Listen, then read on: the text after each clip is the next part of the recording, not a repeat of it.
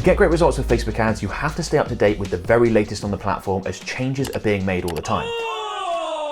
And because of those changes and some of the new features that we're now using, we've had to completely change our recommended Facebook ad campaign structure. In my last video, I showed you how to use dynamic creative, something I'd recommend you do. And in this video, I'm going to show you our new campaign structure when using dynamic creative. Now, before we get into that, I need to make it very clear when you should and shouldn't use this new campaign structure. So if you're using, for example, the direct to offer strategy, where you're directly advertising your products and services, you're wanting someone to click on your ads, come through and either buy or inquire and become a lead, absolutely you want to be testing dynamic creative, and then you want to be using this new campaign structure. However, if you're using the omnipresent content strategy, something you may have seen on some of my other videos where you've got many different ads going to the same people again and again and again over time to build trust, relationship, etc., often used for service-based businesses with high average customer value.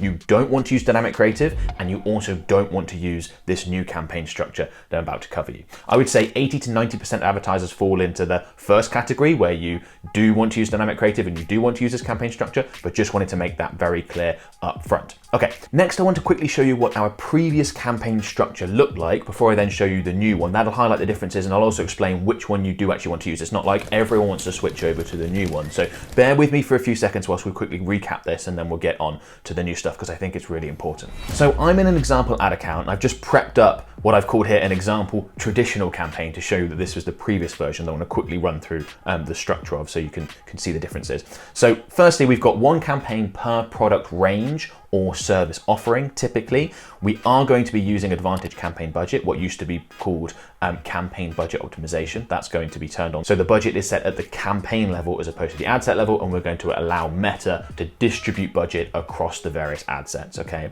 Then within that campaign, we're going to have 3 to 5 ad sets live at any one time, and those are going to be targeting different audiences, which allowed us to test different targeting options. So as an example, it might look something like this. We might have one ad set targeting a lookalike, another ad set targeting an interest, another ad set with all the retargeting, so all the warm audiences in it, and then another ad set just open targeting everyone. Now this can vary. We might have 2 with interests or 2 with lookalikes instead, and mix and match, but that's the basic structure that we'd used at the ad set level. Then within each one of those ad sets, we're going to have usually 3 to 4 ads live at any one time. So I've just prepped up here, image ad 1, image ad 2, video ad 1, video ad 2. And that's going to be across all the different ad sets. And that allows us to test creative options alongside testing targeting options. So we can see, is video ad 1 going to perform better, or image ad 2 going to perform better? And then we can adjust accordingly. So if we're running, for example, the direct to offer strategy, looking to directly sell a product, directly get leads for a service, that would be a structure that we would have used previously. Now, when we're using dynamic creative, we're going to mix things up, and you'll see the new campaign structure is quite different. Oh, and by the way, if you would like the results that we got for this client or for this client, you can click on the link in the video description below. There you'll be able to find out more about our done for you Facebook ad services. Okay, so I've jumped over to another example ad account of ours where I've prepped up a different campaign, this one with the new campaign structure that does use dynamic creative, because we need to change things quite considerably here, because dynamic creative really is quite a big deal. Kind of a big deal. Now, when we're using dynamic creative, that's giving Meta so many more variables with which to test. Because instead of one ad just having a single image, one headline, one primary text, we can have up to 10 different creative options, plus a number of different headline options, a number of different primary text options. And within one ad, you can actually have dozens of variations that Meta can test. And we need to factor that into the rest of our campaign and make adjustments. It's been true in Facebook advertising for a long time that you don't want to overload the system. If you give too many variables, too many things to test, results drop off. And it makes sense because Meta's then got so much to test. And during that testing window where they work out exactly this combination with this combination, this combination, this combination, your results can be quite poor as the wrong things are tested in the wrong scenarios. So you want to be careful overloading it. It's why with the previous structure, we never ran with, 40 different ads in an ad set, or we didn't have 20 different ad sets in a campaign. It was just too much. So when we're increasing the number of variables, as we are with dynamic creative at the ad level, we need to compensate by decreasing some of the stuff elsewhere, okay? So the first change we're going to make is we're not going to use Advantage Campaign Budget, what used to be called campaign budget optimization, and we're going to instead put the budget at the ad set level. Now we're doing this because it's one less thing for Meta to work out.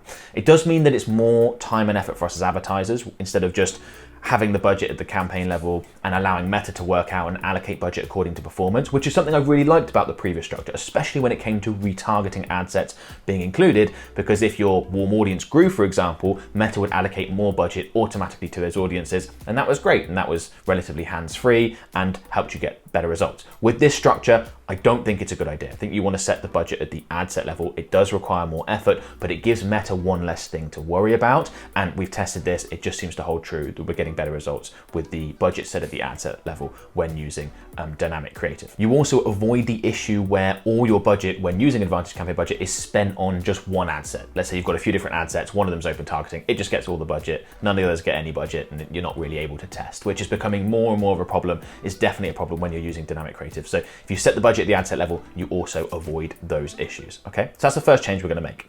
Then we jump to the ad set level, and what we're going to do is reduce the number of ad sets. You can still test different targeting options, but just don't test as many all at once, okay? So for example, we've gone down from 4 in the previous campaign structure to 2 here. We've got 1 testing interest targeting and 1 testing open targeting, again, with the budget set at the ad set level as opposed to the campaign level. And that makes sense, right? We've got many more variables at the ad level. Let's just help Meta out and reduce the variables at the ad set level. You can still test lots of different targeting options, just don't do it all at once. So we might test these 2 for a week, 2 weeks, something like that, see which one performs best, pause the underperformer, and then test a new one in again. So you can still test 15 different targeting options if you want, but just do it over time, not all in one go.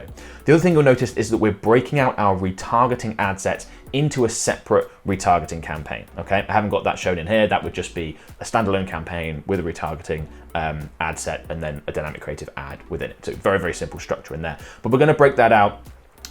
It's something we've been experimenting with quite a bit recently. We're starting to see better results. And I think if you're not going to be using Advantage Campaign Budget and you're going to be controlling the budget for that particular retargeting ad set anyway, why not just break it out into a separate campaign, allow it to optimize according to its own dynamics, its own dimensions, because a retargeting audience is going to respond differently to a cold audience, and there's going to be optimization around that. Meta, for example, needs to work out what the right frequency is. It's going to be different if you've got warm audiences versus if you're targeting cold audiences. So break that out into a separate campaign, and that also helps reduce the variables within this campaign.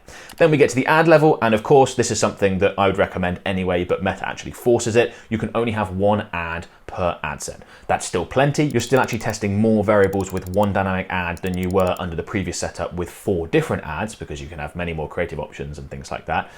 So 1 ad per ad set, quite straightforward. So that's a pretty straightforward dynamic creative campaign structure. And the big question is, which one should you use? Because as I've said, it's not like everyone should be switching over to this new campaign structure. There are still scenarios where you want to use the old campaign structure. So firstly, if you're using anything like omnipresent content, something where you wouldn't use dynamic creative, don't use this new structure. Stick to the old ways of doing things covered in separate videos. Also, if you're really new to Facebook advertising, I wouldn't recommend you use dynamic creative and therefore use this campaign structure yet. Dynamic creative is not super advanced, but a bit more of an advanced feature. It can be more complicated to work out which elements are performing best, and for you to learn your business, learn how it works on Facebook ads, learn what sort of thing gets results. I'd go with the older structure where you've got more traditional ads and you can see exactly easily, this image did well, this video did well. I think for learning as a beginner, that's the better approach. But once you've sort of done that, you've been running campaigns for a few months, you feel like you're ready to take a step up, this is what I'd recommend you move to, particularly if you're using something like the direct to offer strategy or like a lead magnet first strategy or something along those lines. I'd really give this a go. There are so many changes happening to Facebook ads right now, so make sure you subscribe and I'll do my best to keep you up to date. Speaking of which, Meta is currently in the process of rolling out a brand new way to run Facebook ads. It's a completely new campaign type, and I show you exactly how it works here. I also explain when you do and don't want to use it. Early testing has given us some really interesting results.